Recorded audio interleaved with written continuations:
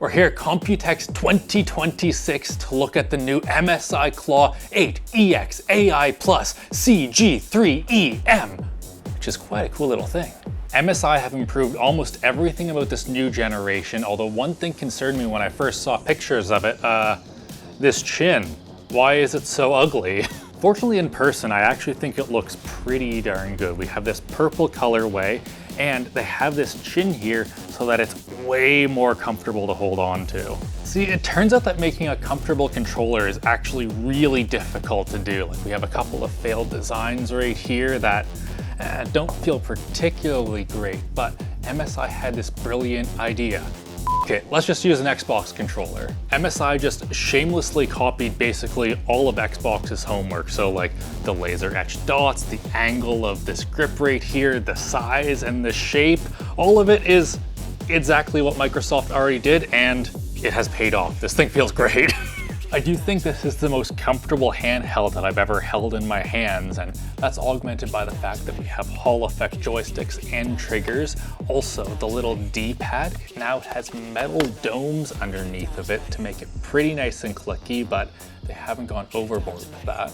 This is augmented by their new 6 degree of freedom linear actuators that they use for the haptics. These are not only more efficient, but apparently will be delivering better like simulating of textures and stuff like that. Although in my experience, it just feels like Rumble. Huge thanks to Odoo for sponsoring today's video. Running a business gets complicated quick, something that we know all too well now, and keeping track of everything can get both confusing and expensive fast. If you're keeping track of your business operations with a variety of spreadsheets and a bunch of disconnected software, it is time to get Odoo. Odoo is an all-in-one business management platform that offers small to medium businesses one place for all of their accounting, sales, project planning, e-commerce, and much more. With Odoo's project application, you get a comprehensive and flexible management solution that allows you to track project progress, deadlines, and resources while collaborating in real time. You can create projects with custom stages and tasks, set priorities and deadlines, as well as assign who is in charge. There are 3 different project views: Kanban, List, and my personal favorite, Gantt, which allows you to map out the timeline of the project and ensure that nothing gets delayed because an earlier task was not completed. So check out Odoo today. Your first app is free for life, and plans start at just $24.90 per month. There's also a 15-day free trial with no credit card required, so click the link in the description to get started today. But a nice feeling controller does not matter in the slightest if the hardware behind it cannot back it up with solid performance, and what we have in here is exceptional. Probably the biggest event of this year in laptops has been the release of Intel's Panther Lake processors and the incredible B390 graphics that are behind it. And yeah, that's exactly what's right in here. What we have in here is the Intel Arc G3 Extreme. It turns out that some of these G3 processors will be X9s that had to have 2 of the cores lopped off because they failed binning, but the vast majority of these will have been destined to be G3s from the start, just simply because Intel doesn't screw up enough X9s to hit the volumes that they want for these.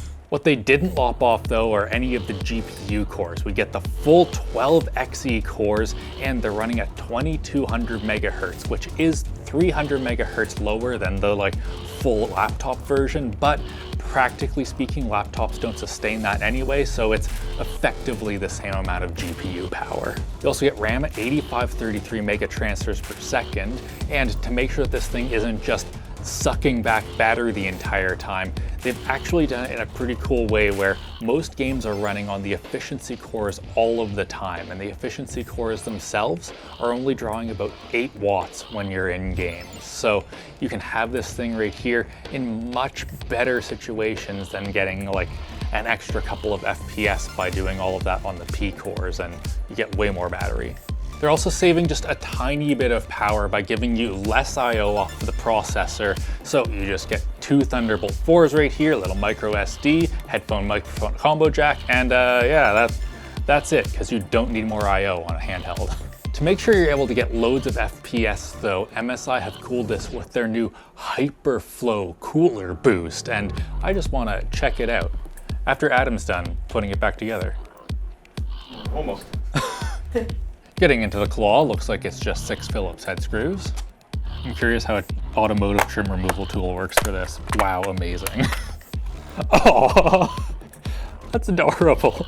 In here we have 2 heat pipes and 2 fans, and these fans are substantially more powerful than the last one. So they're 0.5 millimeter thicker. They've gone from 46 to 66 fan blades, and they have about 25% more static pressure. This results in an extra 5 watts of TDP, and apparently they ran 100 rounds of Cinebench R23, and it just did the same score the whole time. They've also increased the size of the SSD to 2280, so a very standard SSD can be slapped in here if the 1 terabyte that it comes with isn't enough for you, although do note that you can't use double-sided SSDs. In here we can also see the rather massive 80 watt-hour battery that they won't tell us how much battery life it gets you yet. And underneath this fan, we have an Intel Wi-Fi 7 chip, which in my testing is faster than the wired internet in my house. The whole thing's ran with Cat 5e, and Wi-Fi is faster now. Like, I kind of hate it, if I'm honest. Get wrecked. Yeah.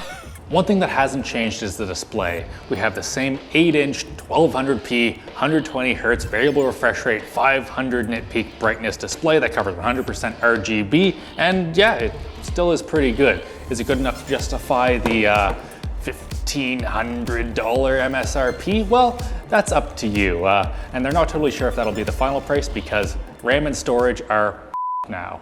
MSI also has a couple new fancy editions of their laptop. So this is the Titan 18HX Dragon Edition Draco Epic. Wow, that's so hard to say. There is a single hardware change here. This panel has gone from 120 to 240 hertz, but what MSI seems much more stoked about is the fact that they have colored the metal back in here, so the light bounces off of it in different ways, and depending on how you angle it, the colors are different, and there's many layers, and it's also pretty.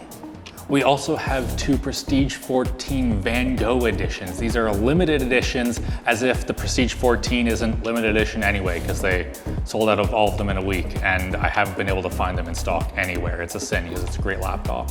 And the final thing that caught my eye at MSI are a couple of the cars in the parking lot. They get RS3 hatches here. We get the stupid sedans in North America. It has a carbon fiber e-Venturi intake inside of here.